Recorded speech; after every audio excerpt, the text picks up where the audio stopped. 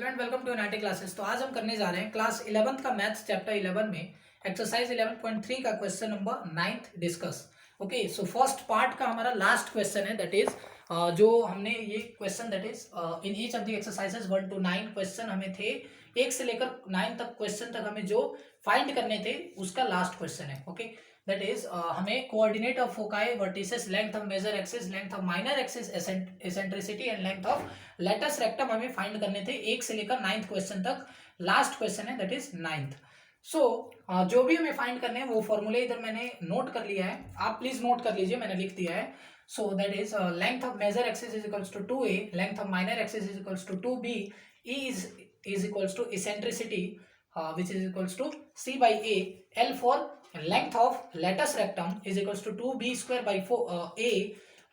और अगर major axis x axis पे रहा तो फोकाई विल बी प्लस और minus C comma 0 and our vertices is equals to plus और माइनस ए कॉमा 0। अगर मेजर एक्सिस वाई एक्सिस पे रहा तो our foci will be on 0 comma plus और minus C and vertices will be 0 comma plus और minus A.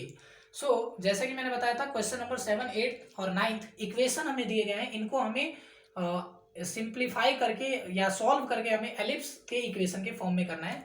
सो जैसा कि R H S हमें 1 बनाना पड़ता है एलिप्स के फॉर्मूले में, तो इधर आर एच एस 36 से, तो हम डिवाइड पूरे इक्वेशन को यानी कि क्वेश्चन को डिवाइड कर देंगे 36 से, तो 1 आर एच एस में आ जाएगा। तो हम लिखेंगे डिवाइड थ्रू आउट और divide by 36। So 4x square upon 36 plus 9y square upon 36। सो 4 9 जा 36 एंड 9 4 जा 36 is equals to 36 upon 36, 36 1 जा 36।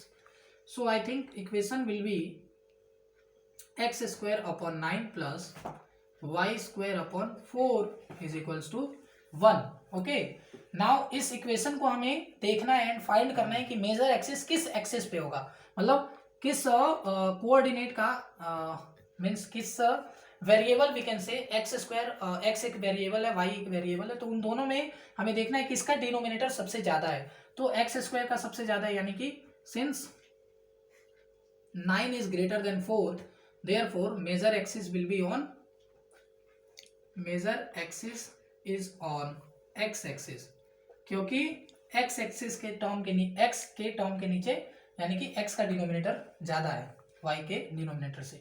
So equation will be of the form, please आप कमेंट कीजिए। 9th क्वेश्चन पे हम पहुंच गए, ये तो आपको पता ही होना चाहिए।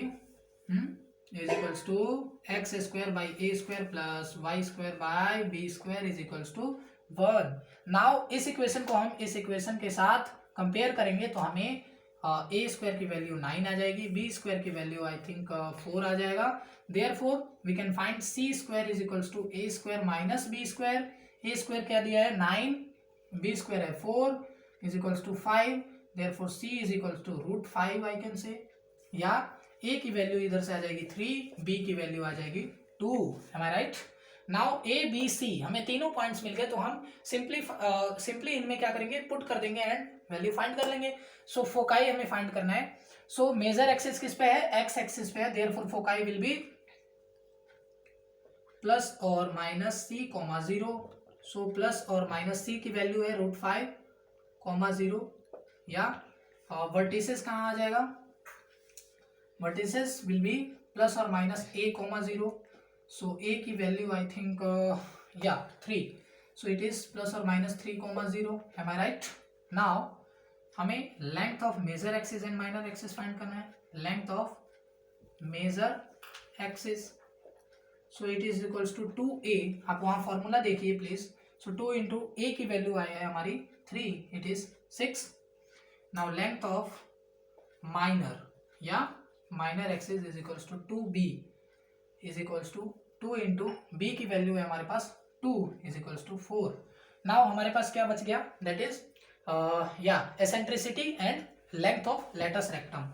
सो is equals to C by A, C की वैल्यू है √5 आई थिंक, और ए की वैल्यू हमारे पास है 3। Am I right? Now last is L यानी कि length of latus rectum. So it is 1 second, it is 2b square upon a. So 2 into b square की वैल्यू क्या है हमारे पास 4 और ए की वैल्यू है हमारे पास 3. Okay, so it is 8/3. Am I right? Now these are all the values which we need to find out. That is, first is foci, second is vertices, third is length of major axis, fourth is length of minor axis, fifth is eccentricity and last यानी कि sixth is L यानी कि length of latus rectum. Please आप note कर लीजिए. सो I think जो भी मैंने इधर एक्सप्लेन किया आपको बहुत ही आसान लगा हो एंड स्टेप्स जो हमने फॉलो किए हैं वो वेल कंसिडर्ड हो और आपको समझ में आया हो. तो प्लीज़ अगर कहीं डाउट है तो बेझिझक आप कमेंट कीजिए, मैं ज़रूर रिप्लाई करूँगा. और अगर आप चैनल पे नए हैं तो प्लीज़ चैनल को सब्सक्राइब कर लीजिए. तो मिलते हैं नेक्स्ट वीडियो में यानी कि क्वेश्चन नंबर 10th के साथ. Thank you.